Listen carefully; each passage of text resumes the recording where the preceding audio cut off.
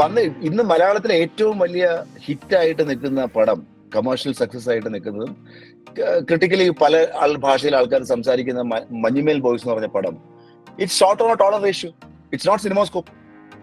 അപ്പൊ അവിടെ നമ്മൾ എന്താ അതിനെ പ്രൂവ് ചെയ്യുന്നത്? സിനിമാസ്കോപ്പ് ആണെങ്കിലേ പടം ഓടുള്ളൂ, അങ്ങനെയൊന്നുമില്ല, അങ്ങനെ ഇല്ല.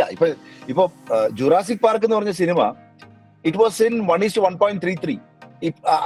അന്ന് സിനിമാസ്കോപ്പും 70mm ഒക്കെ പോപ്പുലർ ആയി അതൊക്കെ കഴിഞ്ഞ് സിനിമാസ്കോപ്പ് ഒരു സ്റ്റാൻഡേർഡ് ആയിട്ട് നിൽക്കുന്ന സമയത്താണ് they came with so much VFX driven film in 1:1.33.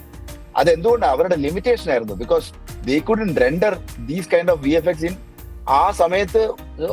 സിനിമാസ്കോപ്പിലേക്ക് അവർക്ക് റെൻഡർ ചെയ്താൽ അവർക്ക് സമയം പോകും എന്ന് മനസ്സിലാക്കിയിട്ട് അവരതിനകത്ത് 1.33 റേഷ്യോയിലേക്ക് അവർ കൊണ്ടുവരും. എന്ന് പറഞ്ഞ പോലെ നമ്മൾ ഇന്ന് ടെക്നോളജി നമുക്ക് എന്താണ് വേണ്ടത്?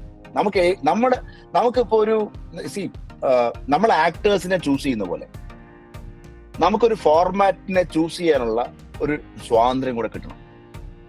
ഓക്കെ, മനസ്സിലായോ? അല്ലാതെ ജസ്റ്റ് ബിക്കോസ് ഇന്നതാണ് ഫോർമാറ്റ് ഉള്ളത്.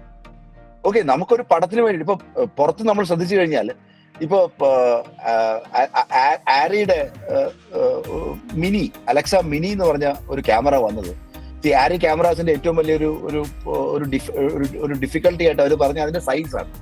ഈവൻ കാരണം അത് സൈസ് ചെറുതാവുന്നില്ല. കാരണം ഇത്രയും ടെക്നോളജി വന്നു, ബാക്കിയുള്ള ക്യാമറാസ് എല്ലാം ബോക്സിലേക്ക് മാറുമ്പോൾ നിങ്ങൾ ഇപ്പോഴും ആ ഓൾഡ് സ്കൂൾ വലിപ്പത്തിൽ ഇരിക്കുകയാണല്ലോ എന്ന് പറഞ്ഞുകൊണ്ടിരിക്കുന്ന സമയത്ത് റോജർ ഡിക്കിൻസ് ബഹളം ഉണ്ടാക്കിയിട്ടാണ് 1921 എന്ന് പറഞ്ഞ പടത്തിന് വേണ്ടിയിട്ട് 1970 എന്ന് പറഞ്ഞ പടത്തിന് വേണ്ടിയിട്ട് അവര് ഈ പറഞ്ഞ അലക്സ മിനി ഉണ്ടാക്കുന്നത്.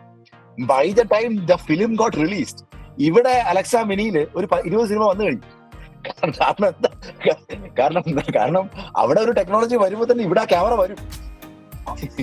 അപ്പൊ അതുകൊണ്ട് കാര്യമൊന്നുമില്ല. ഇപ്പൊ എനിക്ക് തോന്നുന്നത് നമ്മളെപ്പോഴും പൈനിയേഴ്സ് തന്നെയാണ് നമുക്ക്. കാരണം നമ്മളെപ്പോഴും നമ്മളിപ്പോ ഒരു സമയത്ത് ഞാൻ ഇപ്പോഴും ചിന്തിച്ചിട്ടുണ്ട്, there was a process called telecine. I don't know how many of you familiar with that.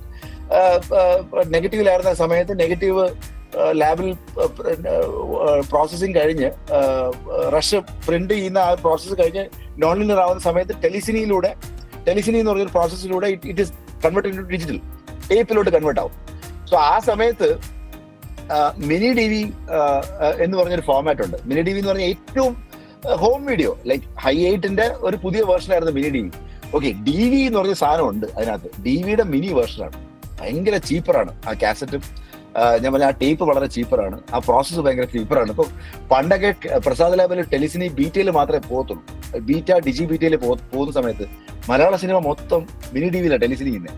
അപ്പൊ എങ്ങനെയാന്ന് വെച്ചാൽ നമ്മളൊരു ക്യാമറ ആയിട്ട് പോയിട്ട് അവരുടെ ഔട്ട്പുട്ട് ഈ പറഞ്ഞ ബീറ്റിൽ നിന്ന് കൊടുത്തിട്ട് ഈ ബീറ്റ് ചെയ്ത ഔട്ട് എടുത്ത് നമ്മൾ ഈ ടേപ്പിലോട്ട് വയ്ക്കും, ഈ ക്യാമറയിലോട്ട് വെച്ച് റെക്കോർഡ് ചെയ്യും. കാരണം ഇത് ഏത് കാസറ്റിലോട്ട് റെക്കോർഡ് ചെയ്താലും ഇതിനല്ലോ final output. It is just to edit.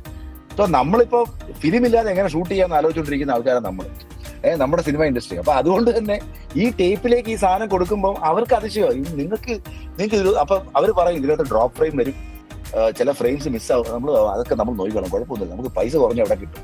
ഇതിനെക്കുറിച്ച് നമ്മൾ നിൽക്കുന്നത്, നമ്മുടെ ഇൻഡസ്ട്രി, നമ്മൾ ലിമിറ്റേഷനിൽ നിൽക്കുന്ന ആൾക്കാരാണ്. ഈ ലിമിറ്റേഷനിൽ നിൽക്കുമ്പോഴാണ് ഏറ്റവും വലിയ ഡെവലപ്മെന്റ്സ് ഉണ്ടാവുന്നത്.